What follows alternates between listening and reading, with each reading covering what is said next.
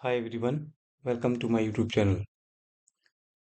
आज की क्लास में हम डिस्कस करने वाले हैं वर्ल्ड ज्योग्राफी का टॉपिक, जिसमें हम डिस्कस करेंगे पृथ्वी के एटमॉस्फेयर के बारे में, वायुमंडल के बारे में।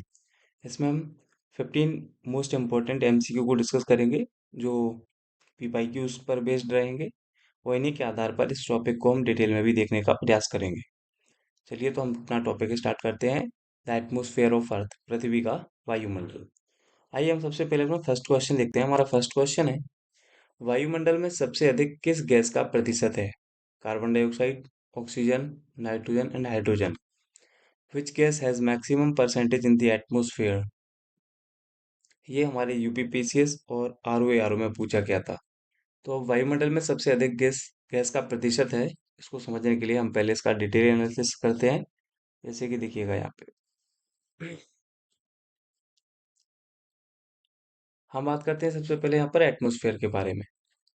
एटमॉस्फेयर क्या है, वायुमंडल क्या है? वायुमंडल एक गैसियस एनवलप है, एक गैसीय आवरण है जिसमें गैसें, डस्ट पार्टिकल यानी कि धूल कण, वाटर वेपर जल वाष्प और एरोसोल, एरोसोल को हम ब्लैक कार्बन के नाम से भी जानते हैं, ये पाए जाते हैं।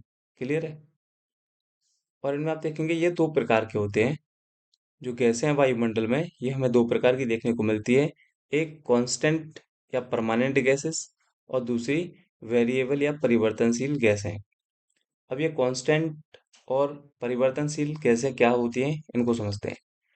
जिन गैसों के प्रतिशत या अनुपात, उनका रेशियो 80 किलोमीटर की ऊंचाई तक अगर परिवर्तन ना हो तो समझ जाना वो कांस्टेंट गैसेस हैं।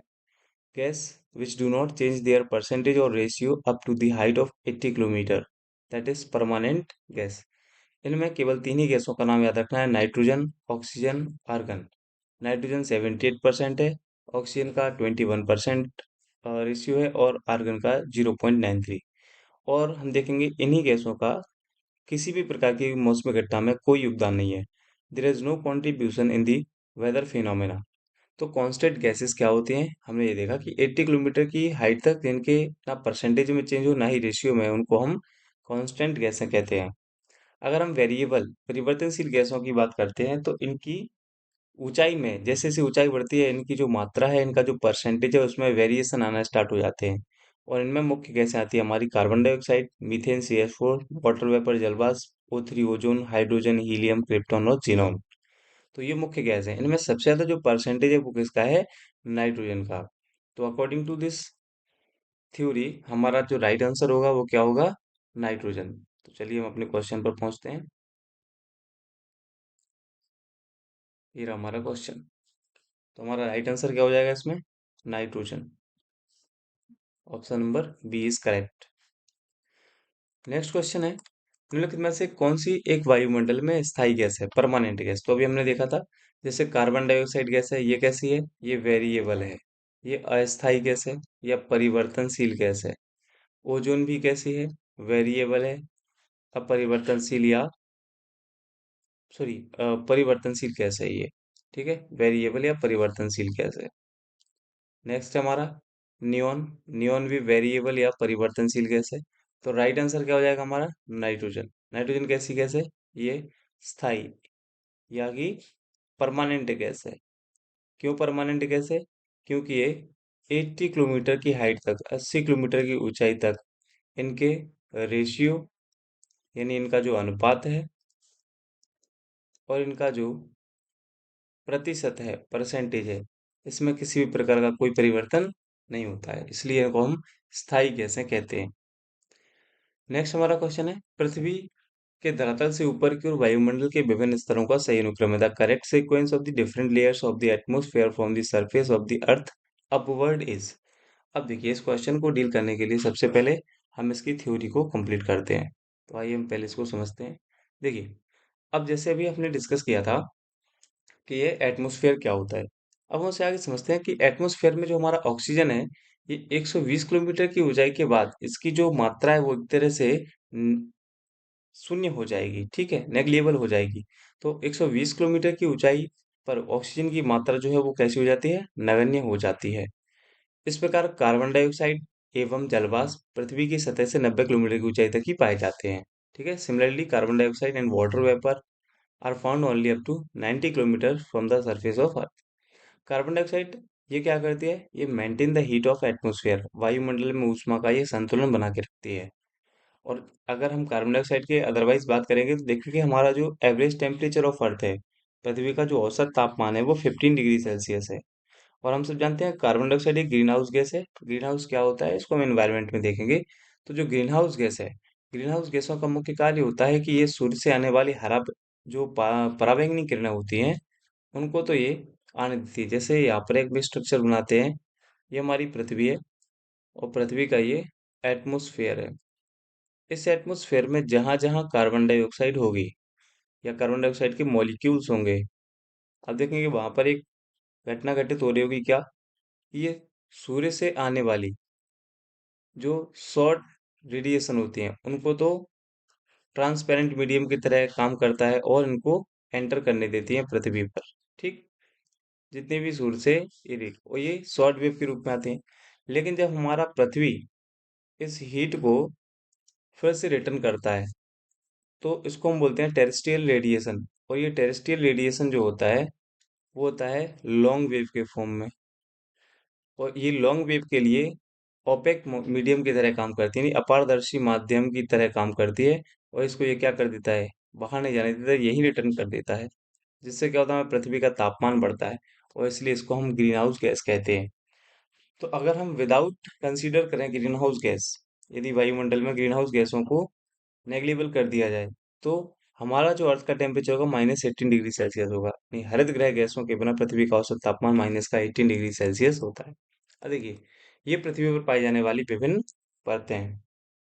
परतें कौन कौन सी हैं? क्षोभ मंडल है। क्षोभ मंडल के बाद क्षोभ सीमा मिलेगी आपको, ट्रोपोपॉज, फिर स्ट्रेटोस्फेयर समताप मंडल, उसका बाद स्ट्रेटोपॉज मिलेगा, फिर मीजोस्फेयर मीजोपॉज मिलेगा, फिर थर्मो या आइनोस्फेयर, और उसके बाद एक्सोस्फेयर। ये क्रम है। तो अगर हम नीचे से ऊपर की ओर जाते हैं तो सबसे पहले क्षोभ मंडल, समताप मंडल, मध्य मंडल और बहिर्मंडल है। ठीक है, अब इनके बारे में थोड़ा सा डिस्कस कर लेते हैं। देखिए, अगर हम वायुमंडल की संरचना की बात करते हैं तापमान के आधार पर तो हमें ये 5 परतें देखने को मिलती हैं, जिसमें क्षोभ मंडल, समताप मंडल, मध्य मंडल, आयन मंडल और बहिर्मंडल शामिल है। अब देखिए, सबसे पहले हम बात करते हैं क्षोभ मंडल। क्षोभ मंडल में एक वर्ड है ट्रोपोस। ये ट्रोपोस का अर्थ होता है मिक्सिंग या ट्रबुलेंस, मिश्रण या विक्षोभ। किसका मिश्रण? वायु। वायु में किस किस का मिश्रण है? वाटर वेपर का है, गैसेस का है, धूलकण का है, एरोसोल का है और बहुत सी चीजें। क्षोभ मंडल जो है वायुमंडल की सबसे निचली परत मानी जाती है, लोअर मोस्ट लेयर है। और जितने भी वेदर फिनोमिना होते हैं, मौसमी घटनाएं होती हैं, वो इसी स्फेयर में, इसी मंडल में अ, होते हैं। जैसे कि, और इसका पीछे रीजन क्या है? इसका रीजन है कि वायुमंडल के जलवाष्प का 90% है वो केवल क्षुमंडल में पाया जाता है। 90% of water vapour of atmosphere is in troposphere. अब देखिए, ट्रोपोस्फेयर का कुछ डायग्राम ऐसे बनेगा। ये हमारा ट्रोपोस्फेयर। देखिए, ये हमारी अर्थ सरफेस है और अर्थ सरफेस से आपको ट्रोपोपॉज देखने को मिलेगा। आप देखेंगे 90 डिग्री यानी पोल्स, और ये रहा इक्वेटर यानी कि ध्रुव। ध्रुवों पर आप देख रहे हैं इसकी ऊंचाई ज्यादा है, और सॉरी, विषुवत रेखा पर इसकी ऊंचाई ज्यादा है और ध्रुवों पर इसकी ऊंचाई कम है। रीजन क्या है?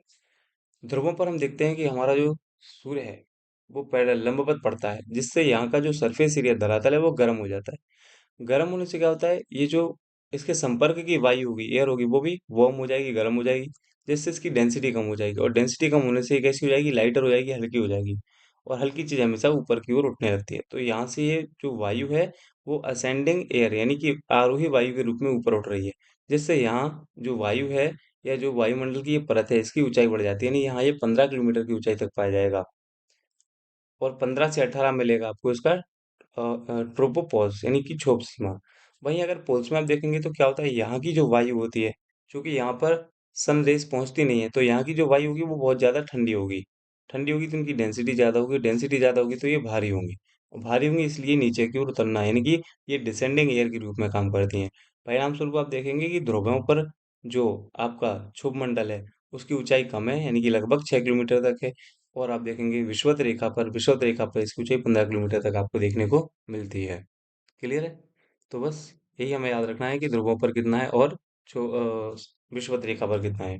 वहीं आप देखेंगे the temperature will increase with the temperature will decrease with increasing of height. यहाँ पर क्या कहना चाह रहे हैं? यहाँ पे ये बताया जा रहा है कि जो टेम्परेचर है इस मंडल में, वो temperature will decrease with increasing height. ऊंचाई के साथ साथ तापमान में कमी आती है। कितनी? इसी को, इस फिनोमेना को हम बोलते हैं सामान्य ह्रास दर, यानी कि नॉर्मल लैप्स रेट। यानी प्रत्येक 1 किलोमीटर की ऊंचाई पर 6.5 डिग्री सेल्सियस से टेम्परेचर घट रहा होगा, रिड्यूस हो रहा होगा। या इसी को हम बोल सकते हैं 165 मीटर की ऊंचाई पर 1 डिग्री सेल्सियस की कमी आ रही है टेम्परेचर में। और जब जब ध्यान रखेंगे ऊंचाई के साथ तापमान में कमी आए तो उसको हम नॉर्मल एब्सोल्यूट रेट बोलते हैं। और यदि ऊंचाई के साथ तापमान में वृद्धि होने लगे तो उसको हम इन्वर्जन ऑफ टेम्परेचर बोलते हैं, तापीय व्युत्क्रम बोलते हैं। तो ये क्षोभमंडल के बारे में कुछ इंपॉर्टेंट पॉइंट थे। वही हम देखेंगे अब। ये डायग्राम है, तो आप देख रहे हैं चक्रवात, cyclone, rain, cloud, thunder storm, air, ठीक है, जो हमारे हेलीकॉप्टर होते हैं वो पक्षी, ये सब क्षोभमंडल में आपको देखने को मिलेंगे। क्षोभमंडल का टेम्परेचर देखेंगे -70 डिग्री सेल्सियस होता है कहाँ पर, हम बताएंगे इक्वेटर पर। और -45 डिग्री सेल्सियस होता है कहाँ, पोल्स पर। इसका रीजन क्या है? पोल्स जरूर ठंडे होते हैं लेकिन ऊंचाई कम है, जिससे टेम्परेचर जो नॉर्मल रेट है वो एक निश्चित सीमा तक घटती है, जबकि विषुवत रेखा पर ऊंचाई ज्यादा होने के कारण यहाँ टेम्परेचर -70 डिग्री सेल्सियस होता है। और 16 से 18 में आपको ट्रोपोपॉज देखने को मिलेगा, क्षोभ सीमा। इसके बाद जो परत स्टार्ट होती है उसको हम बोलते हैं स्ट्रेटोस्फीयर, समताप मंडल, जो 50 किलोमीटर की ऊंचाई तक देखने को मिलेगा। और समताप मंडल की जो सीमा होती है उसको समताप सीमा या स्ट्रेटोपॉज बोलते हैं, और यहाँ का टेम्परेचर 0 डिग्री सेल्सियस होता है। इसी मंडल में आपको ओजोन स्फीयर यानी कि ओजोन मंडल देखने को मिलेगा। मौसमी घटनाओं का यहाँ पर अभाव होता है, नो वेदर फिनोमिना। यहाँ पर कुछ टाइप के क्लाउड्स बनते हैं, मेघ बनते हैं, उनको हम सिरस क्लाउड्स यानी पक्षाप मेघ कहते हैं, जिनसे वर्षा नहीं होती है। और सिरस क्लाउड को ही मदर ऑफ पर्ल क्लाउड कहा जाता है। यहाँ पर जेट विमान भी आपको देखने को मिलते हैं। तो ये रहा समताप मंडल, 50 किलोमीटर की ऊंचाई तक पाया जाता है। ऊंचाई के साथ तापमान में वृद्धि होती है। तापमान में वृद्धि होने का रीजन है ओजोन की उपस्थिति। क्योंकि ओजोन क्या करती है, ओजोन एब्जॉर्ब करती है किसको, ये जो ओजोन परत है ये क्या करती है, यूवी रेस को एब्जॉर्ब करती है, अवशोषण। परिणाम स्वरूप क्या होता है, इस स्फेयर में, इस मंडल में टेम्परेचर बने रहता है ऊंचाई के साथ। इसको हम बोलते हैं इन्वर्जन ऑफ टेम्परेचर। क्लियर है? इसके अलावा आप देखेंगे समताप मंडल के बाद आपको मध्य मंडल देखने को मिलेगा। यहाँ पे कुछ बादल आपको देखने को मिलेंगे, इनको हम बोलते हैं नॉक्टिल्यूसेंट क्लाउड, इनसे भी बारिश नहीं होती है। और मध्य सीमा, ये आप देखेंगे यहाँ पर आपको मेटियोर्स यानी कि उल्कापिंड भी देखने को मिलते हैं मध्य मंडल में। उसके बाद आप देखेंगे ये तापमंडल या समताप या आइनोस्फीयर बोलते हैं इसको। यहाँ 100 किलोमीटर की ऊंचाई पर आपको एक कॉर्मल लाइन देखने को मिलती है। वहीं देखेंगे यहाँ पर कुछ आयंस पाए जाते हैं, आपस में टकराते हैं। टकराने के परिणाम स्वरूप यहाँ पर कुछ लाइट्स, एक तरह की कलरफुल लाइट्स निकलती हैं, जिनको हम ऑरोरा बोलते हैं। और ये अरोरा, ऑरोरा, ये अगर नॉर्थ पोल पर आप देखने को मिलेंगे तो उनको बोलते हैं अरोरा बोरियालिस, बोरियालिस। और यही अगर आप साउथ पोल पर देखने को मिलते हैं तो उनको बोलते हैं ऑरोरा ऑस्ट्रेलिस, ऑस्ट्रेलिस। ठीक है, ये आपको ताप मंडल में या आयन मंडल में देखने को मिलती हैं। इसके बाद बहिर्मंडल, अच्छा, ये जो आपका आयनोस्फीयर है, यहाँ पर ही आपको रेडियो तरंगें देखने को मिलेंगी, माइक्रो रेडियो वेव्स, रेडियो तरंग। और जो बहिर्मंडल है यहाँ पर आपको जीएसएलवी, पीएसएलवी यानी कि जितने बड़े बड़े सैटेलाइट्स होते हैं वो आपको यहाँ पर देखने को मिलते हैं। तो इस प्रकार से ये सारी एटमॉस्फेयर की जो लेयर है उनके बारे में हमने डिस्कस किया। चलिए अब हम अपने क्वेश्चंस पर मूव ऑन करते हैं। देखिएगा, तो हमारा क्वेश्चन था ये लेयर थर्ड, कि पृथ्वी के धरातल से ऊपर की ओर जाने पर वायुमंडल की विभिन्न परतों का, तो नीचे से हम कहाँ जा रहे हैं, हम नीचे से ऊपर की ओर जा रहे हैं। तो सबसे पहले हमें क्या मिलेगा, सबसे पहले हमें मिलेगा क्षोभ मंडल, इसको हम बोलते हैं ट्रोपोस्फियर। क्षोभ मंडल के बाद हमें मिलेगा समताप मंडल, जिसको हम बोलते हैं स्ट्रेटोस्फियर। समताप मंडल के बाद हमको मिलेगा मध्य मंडल, जिसको हम बोलते हैं मीजोस्फियर। मध्य मंडल के बाद हमको मिलता है आयनोस्फियर, यानी कि हम बोलते हैं इसको आयन मंडल या ताप मंडल। और फिर हमें मिलता है एक्सोस्फीयर, यानी कि बहिर्मंडल। ये क्रम रहेगा। तो देखेंगे इसमें option number C is correct. क्या, सबसे पहले क्षोभ मंडल, फिर समताप मंडल, फिर मध्य मंडल और फिर आयन मंडल हमें देखने को मिलता है। नेक्स्ट हमारा क्वेश्चन है, in the vertical structure of the atmosphere which one of the lowest layer, वायुमंडल की इस लंबवत संरचना में सबसे निचली सतह कौन सी। तो हमने देखा था अभी इस डायग्राम में, अभी देखेंगे सबसे नीचे कौन है, ट्रोपोस्फेयर, क्षोभ मंडल। तो इसका राइट आंसर क्या हो जाएगा हमारा? Option number C, troposphere. Next question है, most weather activity occurs in which atmospheric layer? अधिकांश मौसमी गतिविधियां जिस वायुमंडलीय परत में होती हैं वह है। तो अभी हमने देखा था कि जितने भी वेदर फिनोमेना होते हैं, चाहे वो साइक्लोन आना हो, चाहे वो थंडर स्ट्रोम हो, चाहे वो एयर वायु का चलना हो, ठीक, जितने भी वेदर, चाहे क्लाउड्स का फॉर्मेशन हो, चाहे वर्षा होना हो, ये सारी की सारी घटनाएं हमारे क्षोभ मंडल में, ट्रोपोस्फेयर में होती हैं। ठीक है, चलिए नेक्स्ट। समताप मंडल को जेट विमानों की उड़ान के लिए आदर्श माना जाता है क्योंकि the stratosphere is said to be ideal for flying jet aircraft, this is because. देखिए, मैंने आपको बताया जो जेट विमान होते हैं, वहां पे डायग्राम में भी बना था, ये जो हमारे जेट विमान होते हैं, ये इनके लिए एक ऐसी कंडीशन चाहिए जिसकी वजह से जो वातावरण हो उसमें ज्यादा कोई परिवर्तन ना हो। ठीक है, वातावरण लगभग कुछ समय के लिए सेम रहता हो। और ये सारी घटनाएं कहाँ होती हैं? समताप मंडल में। क्योंकि समताप मंडल में कोई भी मौसमी घटनाएं यानी कि वेदर फिनोमिना नहीं होते हैं। परिणाम स्वरूप हम कह सकते हैं कि यहाँ पर हम जेट विमान बड़ी आसानी से उड़ा सकते हैं। तो इसका राइट आंसर हो जाएगा क्या? इस परत में बादल और अन्य मौसमी घटनाएं नहीं होती। Option number D is correct.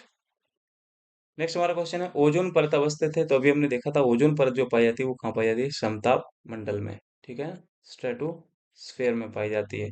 वही आपको देखने को मिलेगी 20 से 30 किलोमीटर की ऊंचाई पर देखने को मिलती है। और इसकी मैक्सिमम थिकनेस आपको 30 किलोमीटर पर देखने को मिलती है, अधिकतम मोटाई। नेक्स्ट हमारा क्वेश्चन, समताप मंडल में ओजोन परत का मुख्य कार्य क्या है? तो अभी बताया था, भूतल पर आने वाली जो अल्ट्रा वायलेट रेज होती हैं उनको, उनसे हमारा रक्षा करना, प्रिवेंट करना। नेक्स्ट हमारा क्वेश्चन है, which layer of atmospheric is responsible for aurora borealis? तो अभी हमने देखा था ऑरोरा बोरियलिस कहाँ पर होता है? आयनोस्फेयर में। राइट आंसर क्या हो जाएगा? आयन मंडल। नेक्स्ट, यहाँ मैचिंग करना है। तो क्षोभ मंडल में मौसमी घटनाएं होती हैं, राइट। ट्रोपोस्फेयर में वेदर फिनोमेना होते हैं। समताप मंडल में ओजोन परत पाई जाती है, ये भी करेक्ट है। स्ट्रेटोस्फेयर में ओजोन लेयर होती है। आयन मंडल पृथ्वी की सतह की ओर परावर्तित रेडियो तरंगे, बिल्कुल होता है। आयनोस्फेयर में रेडियो तरंग होती हैं। और मीजोस्फेयर में ऑरोरा, ये गलत है। ठीक है, तो विच ऑप्शन इज करेक्ट होगा? तो हम देखेंगे इसमें 1 2 3 इज करेक्ट है, ऑप्शन नंबर सी। नेक्स्ट हमारा क्वेश्चन है, which of the following layers of the atmosphere means region of mixing? तो अभी हमने देखा था, जब हमने कहा था ट्रोपोज, और ट्रोपोस का हमने अर्थ देखा था, उसका अर्थ क्या होता है? मिक्सिंग, यानी कि मिश्रण, या टर्बुलेंस, यानी कि जिसको हम विक्षोभ कहते हैं। तो इसका राइट आंसर क्या हो जाएगा हमारा? क्षोभ मंडल, ऑप्शन नंबर बी। नेक्स्ट हमारा जो क्वेश्चन है, ध्रुवों और भूमध्य रेखा के निकट क्षोभ मंडल की ऊंचाई क्या है? तो हमने देखा था 8 से 18 किलोमीटर, 8 से 18 किलोमीटर देखेंगे। ये हमारा जो ऑप्शन रहेगा, 8 से 18 किलोमीटर तक हमने देखा था इनकी ऊंचाई को। देखिए, देखिए, ये रहा 8 कहाँ पर है? पोल्स पर। और 18 कहाँ पर है? इक्वेटर पर। तो 8 से 18 किलोमीटर इसका राइट आंसर हमारा हो जाएगा। ठीक है, चलिए नेक्स्ट क्वेश्चन हमारा है, वायुमंडल की किस परत में उल्कापिंड अंतरिक्ष से प्रवेश करते हैं? तो अभी हमने देखा था वायुमंडल में जो आपके उल्कापिंड होते हैं, मेटेओर्स होते हैं, देखो यहाँ पे डायग्राम में देखेंगे इसको, ये देखिएगा, ये रहे मेटेओर्स। ये किस स्फीयर में? मध्य मंडल में, मीजो स्फीयर में हमें देखने को मिलते हैं। तो हमारा राइट आंसर क्या हो जाएगा? Meso sphere.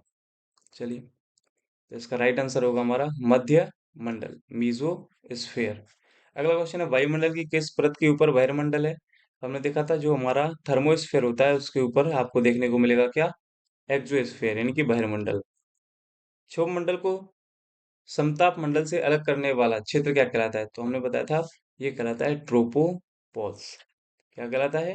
ट्रोपोपॉज। तो देखेंगे यहाँ पर ट्रोपोपॉज हम देखने को आपको बताते हैं, ये रहा, ये है हमारा क्षोभ मंडल, और ये है समताप मंडल। इन दोनों को सेपरेट करने का काम कौन करता है? ट्रोपोपॉज।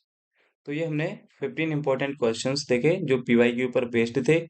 और इससे रिलेटेड हमने कुछ थ्योरी भी देखी जो हमारे अर्थ के एटमॉस्फेयर को कवर करता है। तो अगर आपको ये लेक्चर पसंद आया हो तो वीडियो को लाइक करें, कमेंट करें, ज़्यादा से ज़्यादा अपने दोस्तों के साथ इन वीडियोस को शेयर करें। साथ ही इसका आपको जो पीडीएफ है वो हमारे टेलीग्राम चैनल पर मिलेगा, जिसका लिंक डिस्क्रिप्शन बॉक्स में दिया हुआ है, तो यहाँ जाकर आप हमारे टेलीग्राम चैनल को ज्वाइन कर सकते हैं। मिलते हैं नेक्स्ट वीडियो में, तब तक अपना ध्यान रखें। Thank you.